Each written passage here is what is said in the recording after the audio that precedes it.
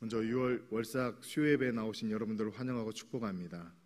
네, 월삭 수요예배잖아요. 부목사님 제가 섰어요. 담임목사님이 부르셔가지고 6월 월삭 수요예배 설교를 하라고 하시길래 에? 제가요? 하물며 뭐 눈치채신 분들도 있겠지만 제 수요예배 같은 경우에는 부목사님 순서대로 이렇게 돌아가거든요. 목사님 제 순서도 아닌데요? 네, 그래도 하라고 하셨습니다. 그래서 하라고 하신 말씀에 순종함으로 더 이상 묻지 않고 이렇게 서게 되었습니다. 이 시간 부족할지라도 선포되는 하나님의 말씀 가운데서 하나님께서 나에게 말씀하시는 뜻이 무엇인지를 찾으시는, 또한 그때 가운데 순종하시는 여러분들 되시기를 간절히 소망합니다. 6월이 혹시 무슨 달인지 아시나요? 그렇죠. 호국 보훈의 달입니다. 또 다른 말로 하는 말이 있습니다. 제가 제목에 이렇게 알만한 메시지를 써놓긴 했는데 나라 사랑의 달입니다. 그렇죠. 우리가 호국 보훈의 달을 지내기에 나라 사랑의 달을 보내고 있기에 제가 하나님의 나라에 관련된 그 말씀을 가지고 나왔습니다. 오늘 이 나라에 대한 말씀을 전하고자 하는데, 그래서 오늘 말씀의 제목이 우리가 사는 나라, 소망하는 나라입니다. 극동방송의 이사장으로 계신 김정한 목사님께서 쓰신 칼럼에 있는 글입니다. 어느 시골의 작은 교회 목사님께서 주일날 천국에 대한 말씀을 전하셨다고 합니다. 한 성도님이 예배가 마친 후에 이 목사님을 찾아와서 이렇게 말했다고 합니다. 목사님, 오늘 설교 정말 많이 은혜를 받았습니다. 천국의 소망과 그 기쁨에 대해서 완전히 이해할 수가 있었습니다. 그런데 제가 궁금한 것은 그 하나님의 나라는 과연 어디에 있느냐는 것입니다. 저 우주를 아무리 과학자들이 뒤져봐도 천국은 보이지 않고, 죽은 뒤에 간다고 한다면 그 천국을 확인할 수가 없습니다. 하지만 저는 제가 살아있는 동안 그 천국을 조금이라도 느껴보고 싶습니다 라고 이야기했다고 합니다. 이 성도님의 말에 이 목사님께서 이렇게 대답을 해주셨습니다. 저도 잘은 모르지만 그것을 알고 계신 분을 알려드리겠습니다. 옆마을에 가시면 가난해서 병을 치료하지 못하고 계신 환자 한 분이 계시는데, 그분에게 좋은 선물을 드리고 하루 동안 극진히 간호해주면 그분이 천국이 어디 있는지 알려주실 것입니다 라는 말이었습니다.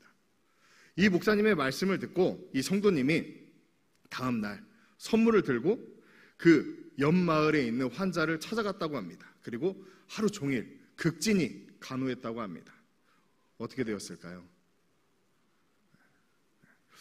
다음 주에 이 성도님께서 목사님을 찾아와서 이렇게 이야기했다고 합니다. 목사님 말씀이 사실이었습니다. 물론 그분은 천국이 어디에 있는지 저에게 이야기해 주지 않았습니다. 하지만 그 집에 갔다 온 후로 저는 하루하루가 천국이라는 것을 깨달았습니다. 어떠신가요? 우리가 아는 천국에 대한 오해가 바로 이 성도님이 그 환우를 만나기 전에 알고 있던 그런 개념과, 여러분들이 알고 있던 개념과 많이 다르신가요? 아니면 비슷한가요? 사실 저도 어려서 천국에 대한 개념을, 하나님 나라에 대한 개념을 예수 믿고 죽으면 가는 곳, 그렇게 배웠던 것 같습니다. 동의하지 않는 것 같습니다. 그런데 이 말이 틀린 말은 아닙니다. 그런데 그렇다고 맞는 말도 아닙니다. 또 있습니다. 우리가 하나님 나라를 생각할 때 천국은 황금길이 있고 각종 보석이 쫙 깔린 반짝반짝 빛나는 아름다운 곳으로 상상하기도 합니다. 그렇죠? 이건 동의하시죠? 왜냐하면 계시록에 보시면 21장에 사도 요한이 성령에 이끌려서 하늘의 거룩한 성을 보고 그 모습을 묘사합니다. 성곽은 벽옥이고 성은 정금이고 맑은 유리 같다라고 그렇게 말씀합니다. 기초석은 물론 모든 문들도 각종 보석으로 되어 있다고 합니다. 그런데 과거에도 그렇고 지금 이 시대에도 그렇고 보석이나 금이 귀한 대접을 받는 까닭은 그 아름다움과 희소성 때문입니다. 그런데 하나님의 나라에 온갖 보석으로 다 치장이 되어 있다고 생각을 해보시길 바랍니다. 물론 아름답기는 하겠죠. 그런데 만약에 길바닥에 있는 그 돌이 정금이라고 생각을 한다면 그 돌을 다 주워다가 집에 쌓아두시겠습니까? 그건 아니죠. 그러면 요한은 왜 보석과 황금으로 그 하나님의 나라를 이야기했는가? 그 이유는 세상에서 황금과 보석 등을 귀하게 여기다 보니까 요한이 너무나도 아름답고 좋은 그 하나님의 나라, 실제로 각종 보석이 그곳에 깔려 있는지는 모르겠지만 가장 아름답고 완전한 모습을 우리에게 표현할 길이 없어서 그 금과 보석으로 그렇게 묘사한 것입니다. 바울은 물론 하나님의 나라는 우리가 살고 있는 이 세상과는 질적으로는 다른 나라입니다. 이 세상에는 죽음이 있고 병이 있고 어려움이 있고 그 어려움으로 인한 고통과 질병과 그리고 분열과 싸움이 끊이지 않지만 하나님의 나라는 죽음도 눈물도 고통도 없는 나라입니다. 무엇보다도 하나님의 공의가 완전히 실현되어서 참된 자유와 기쁨, 세상에서 얻을 수 없는 그 완전한 평안이 있는 그곳이 바로 하나님의 나라입니다. 그리고 그곳이 또한 우리가 소망하는 하나님 나라이기도 합니다. 그래서 오늘 성경은 이 하나님의 나라를 어떻게 말씀하고 또 우리는 어떻게 살아가야 하는지에 대해서 잠깐 이야기를 나누고자 합니다. 먼저 성경에서 말씀하는 하나님의 나라는 과연 어떠한 곳인가? 이 신구약 성경, 우리가 가지고 다니는 이 성경을 성경에서 하나의 주제를 정하라고 한다면 그것은 바로 하나님 나라입니다. 물론 예수 그리스도로 생각할 수도 있습니다. 그러나 그 예수 그리스도조차도 이 하나님의 나라를 위하여 이 땅 가운데 오셨던 것입니다. 예수님은 공생의 사역을 시작하면서 하나님의 나라가 가까이 왔다라고 선포하셨습니다. 오늘 본문을 보시면 예수님은 자신이 이 일을 위하여, 즉 하나님 나라를 전파하기 위하여 이 세상으로 보내심을 받았다라고 말씀합니다. 또한 예수님의 사역을 기록하고 있는 사복음서를 보면은 하나님의 나라라는 표현이 약 110번 정도 등장한다고 합니다. 그리고 그 중에 대다수를 예수님께서 말씀하셨습니다. 이처럼 하나님의 나라는 예수님 사역의 중심이자 목표이며 주제였습니다. 예수님의 죽음과 부활을 목격한 그 사도들 역시 그들의 핵심 사역은 바로 하나님의 나라였습니다. 사도행전 28장 23절의 말씀을 우리 함께 읽도록 하겠습니다. 사도행전 28장 23절입니다. 그들이 날짜를 정하고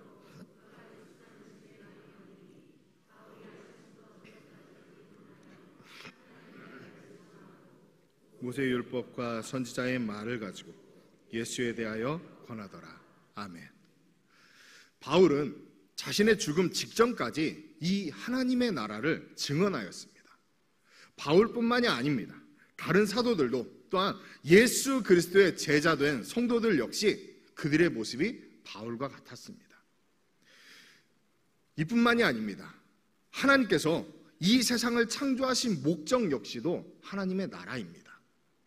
창조부터 이스라엘의 형성과 멸망 그리고 회복, 이 모든 것은 하나님의 나라의 성취를 위해 하나로 이어지는 구속의 역사라고 할 수 있습니다.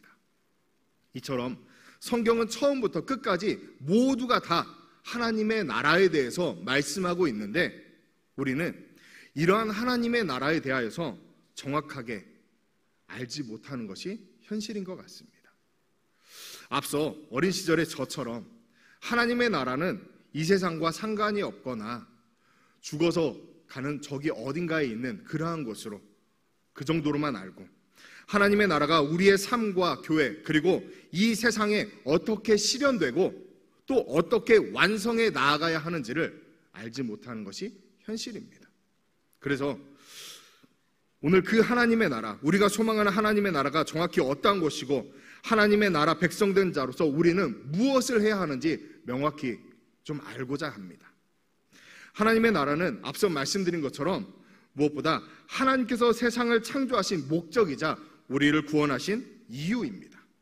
그래서 하나님은 우리가 죽어서뿐만이 아니라 이 세상에 사는 날 동안에도 하나님의 나라를 누리며 경험하기를 원하십니다.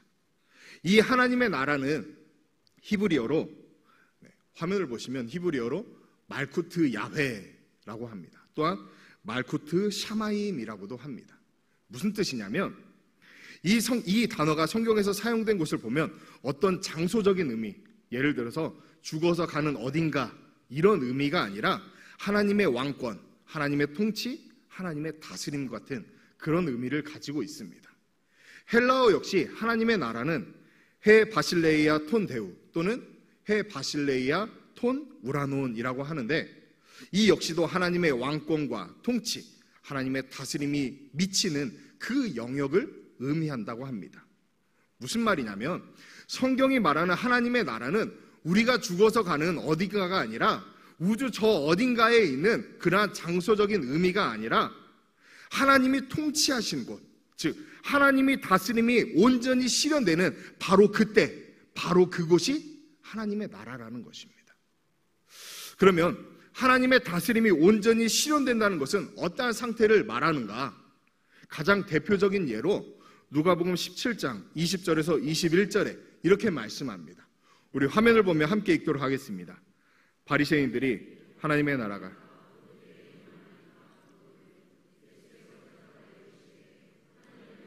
볼 수 있게 임하는 것이 아니요 여기 있다 저기 있다고도 못하리니 하나님의 나라는 너희 안에 있느니라.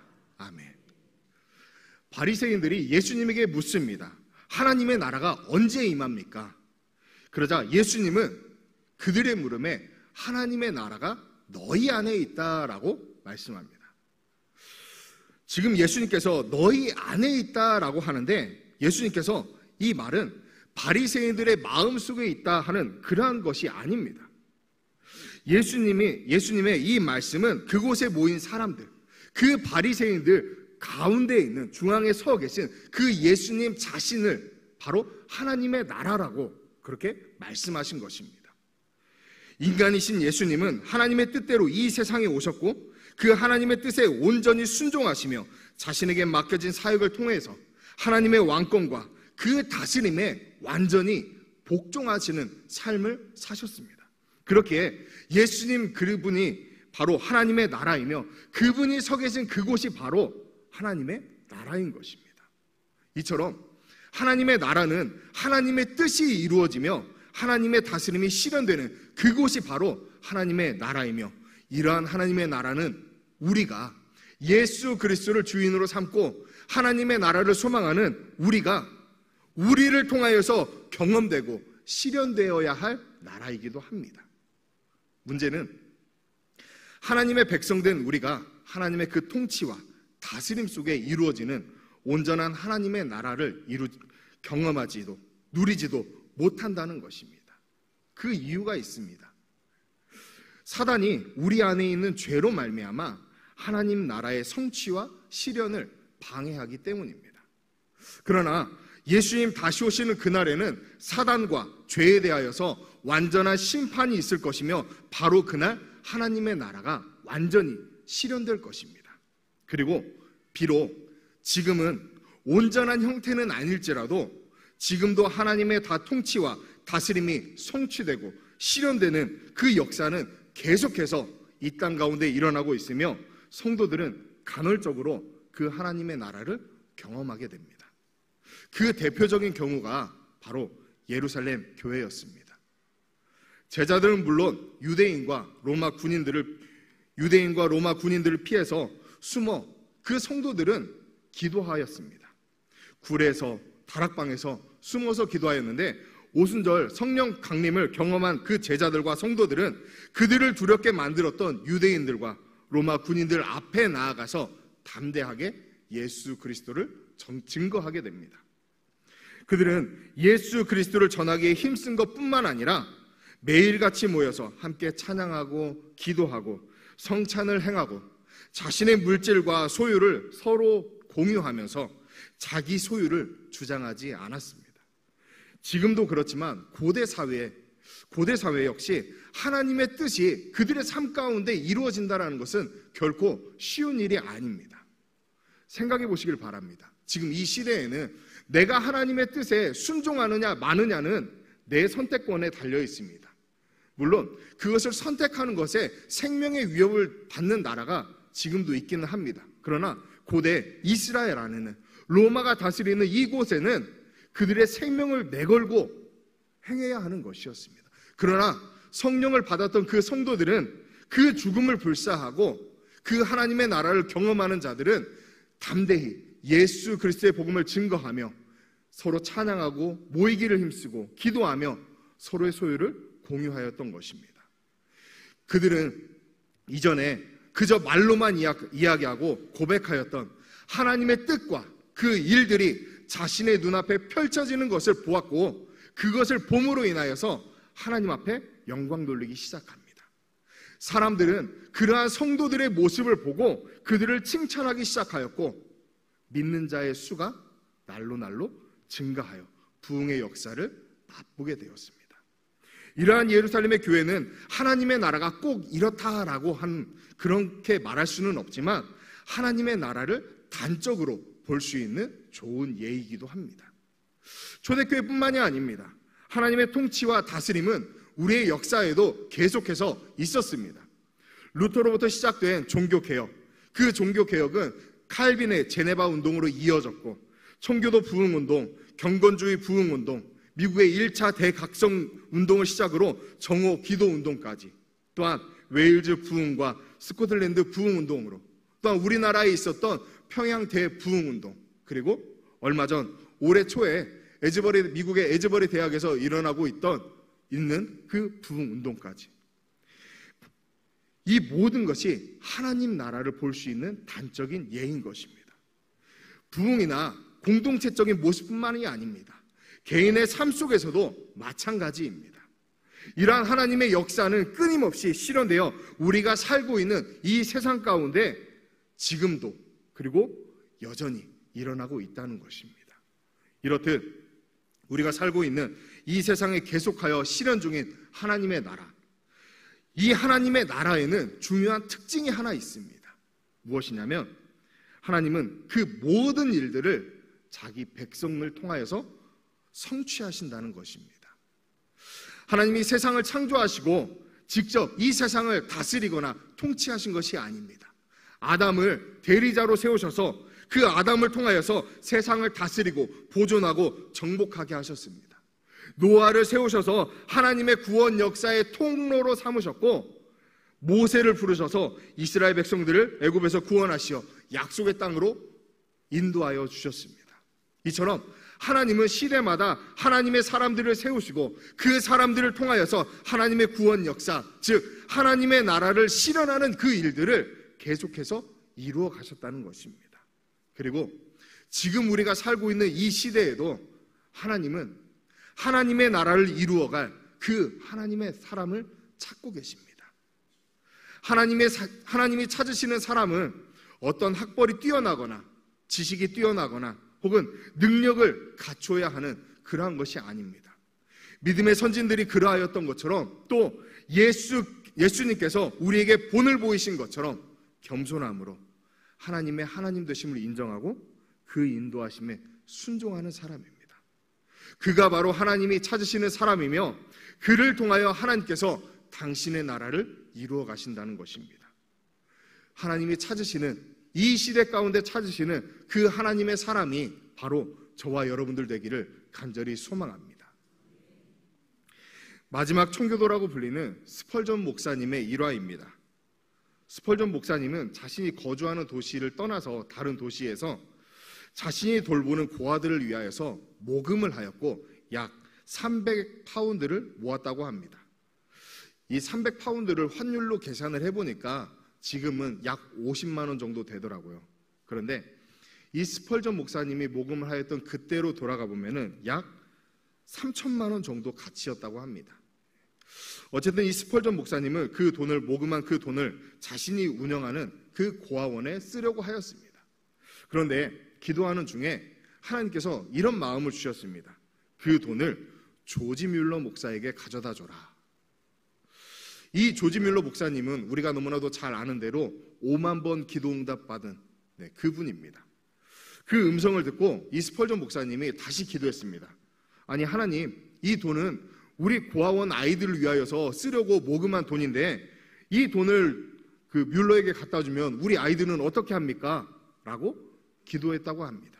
그런데 다른 응답은 없었습니다. 그래서 하는 수 없이 이 300파운드를 가지고 뮬러 목사님을 찾아가니까 이 조지 뮬러 목사님은 기도 중이었습니다. 이 스펄전 목사님이 뮬러 목사님께 조지, 하나님께서 내가 모금한 300파운드를 당신에게 가져다 주라고 해서 그래서 왔습니다 라고 이야기했다고 합니다. 그러자 이 조지 뮬러 목사님은 이렇게 답합니다. 스펄전, 나는 지금 바로 그 300파운드를 놓고 기도하고 있었다네. 그렇게 두 목사님은 손을 붙잡고 눈물을 흘리며 기도하였고, 이 기도가 끝난 후에 집으로 돌아오며 이 스펄전 목사님은 이제 우리 고아원 아이들은 어떻게 해야 하나 하는 그 마음을 가지고 자신의 사무실로 향하였습니다. 사무실에 들어가 보니까 책상 위에 누군가 놓고 간 편지가 하나 있었습니다. 그리고 그 편지 안에 300기니의 헌금이 들어있었다라고 합니다.